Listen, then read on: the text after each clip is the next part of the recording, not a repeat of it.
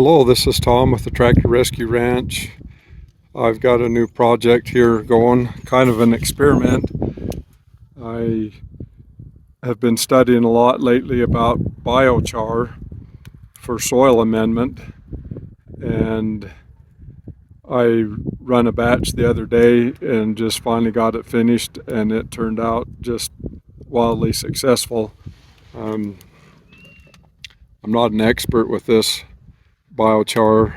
There's some really good resources on YouTube with biochar, but essentially it's putting charcoal in the soil after it's been inoculated, and it has so many benefits for building soil. It's unbelievable. It's also used as a additive for your livestock, really beneficial for livestock.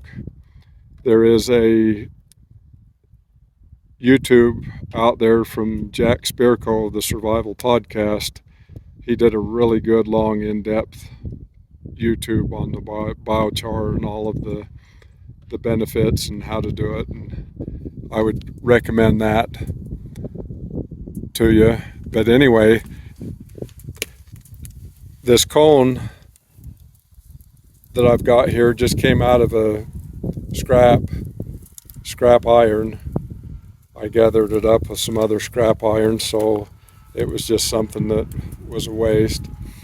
So what you do, just in a nutshell, you build a fire in the bottom of it and you let it get going good and hot. And when it starts getting good and hot and getting charcoal through it, you put another layer of wood on top of it, and that kind of smothers the wood on the bottom and cuts the oxygen off. And so when the next layer of wood you put on gets to where it's to the right point, you put more wood on it and just keep adding and adding wood. And then at the end, the top layer, when it gets ready, you just quench the whole thing. The idea is to get it so that the fire will die and all of the charcoal will just be saturated with water.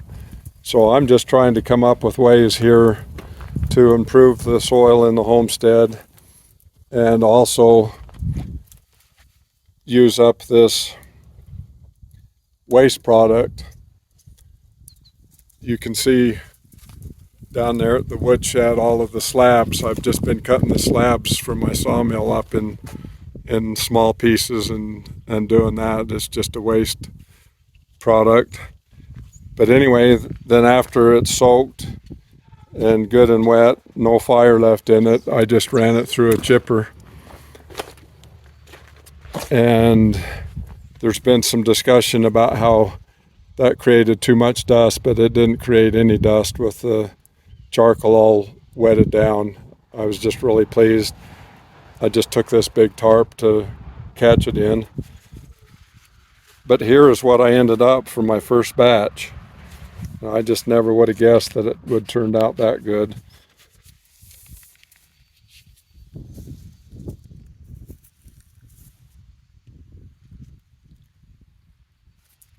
Just all fine. What you need is have a small fine pieces like this. So what I'm going to do with this from this point, I'm going to make it available to the livestock and also like put it in the chicken coop. I usually put sawdust in the chicken coop so that it keeps the ammonia smell down, and then the chickens inoculate it. So this will just be added to the bedding for the animals and also be available for them to eat it. And then it just passes through the whole system, and when I spread the manure, it will already be inoculated and it'll go out on the pasture and add to the soils. So anyway, that's in a nutshell what I've learned about this biochar.